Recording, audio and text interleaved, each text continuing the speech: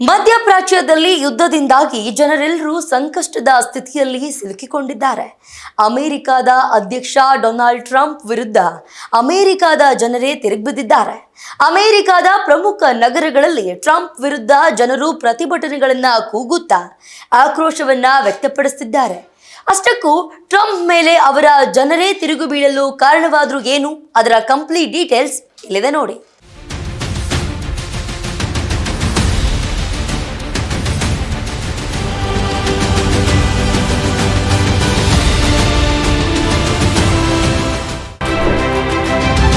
Donald Trump ವಿರುದ್ಧ no Kings ಪ್ರತಿಭಟನೆ. ಅಮೆರಿಕದ 80ಕ್ಕೂ ಹೆಚ್ಚು ಜನರಿಂದ ಪ್ರತಿಭಟನೆ. ಮಧ್ಯಪ್ರಾಚ್ಯದಲ್ಲಿ ಯುದ್ಧ ಶುರುವಾಗಿ ಇಂದಿಗೆ 30 ದಿನಗಳಾಗಿದ್ದು, ಇದೀಗ ಯುದ್ಧ ಮತ್ತೊಂದು ರೂಪವನ್ನು ಪಡೆದುಕೊಂಡಿದೆ. ಅಮೆರಿಕ ಸುಮಾರು 50 ನಗರಗಳಲ್ಲಿ ಟ್ರಂಪ್ ವಿರುದ್ಧ ನೋ ಕಿಂಗ್ಸ್ ಪ್ರತಿಭಟನೆ ನಡೆಸುತ್ತಿದ್ದಾರೆ. ಇರಾನ್ ಯುದ್ಧ ಸೇರಿದಂತೆ ಟ್ರಂಪ್ ಅವರ ನೀತಿ ಸರಿಯಲ್ಲ ಹಾಗೂ ಯುದ್ಧದಿಂದ ಅಮೆರಿಕದಲ್ಲಿ ಹಣದುಬ್ಬರ ಹೆಚ್ಚಾಗ್ತಾ ಇರುವ ಬಗ್ಗೆ ವಿರೋಧಿಸಿ ಪ್ರತಿಭಟನಾಕಾರರು ಬೃಹತ್ ಪ್ರತಿಭಟನೆಯನ್ನು ನಡೆಸಿದ್ದಾರೆ.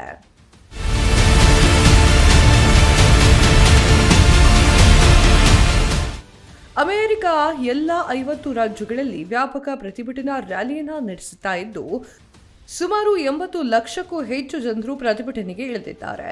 ಅಮೆರಿಕ ಅತಿ ಜನಬೀಡನೀಯ ನಗರವಾದ ನ್ಯೂಯಾರ್ಕ್, ವಾಷಿಂಗ್ಟನ್, ಲಾಸ್ ಏಂಜಲ್ಸ್, ಡಲ್ಲಾಸ್ ಇನ್ನು ಪ್ರಮುಖ ಕಡೆ ಸೇರಿದಂತೆ ಅನೇಕ ನಗರಗಳಲ್ಲಿ ದೊಡ್ಡ ಪ್ರತಿಭಟನೆಗಳು, ದೊಡ್ಡ ಸಭೆಗಳು, ರ್ಯಾಲಿಗಳು ನಡೀತಾ ಇದೆ. ಇದುವರೆಗೂ 3 ರ್ಯಾಲಿಗಳನ್ನು ನಡೆಸಿದ್ದು, ನಮಗೆ ಸರ್ವಾಧಿಕಾರಿ ಬೇಡ ಅಂತ ಹೇಳಿ ಘೋಷಣೆಯನ್ನ ಕೂಗಿದ್ದಾರೆ. ಟ್ರಂಪ್ ವಿರುದ್ಧ ಆಕ್ರೋಶವನ್ನ ಹೊರಹಾಕಿದ್ದಾರೆ.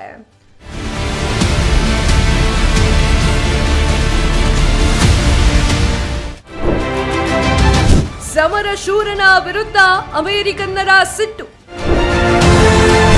ರಾಜ ಬೇಡ, ಮೊದಲು ಯುದ್ಧ ನಿಲ್ಲಿಸಿ ಅಂತ ಪಟ್ಟು.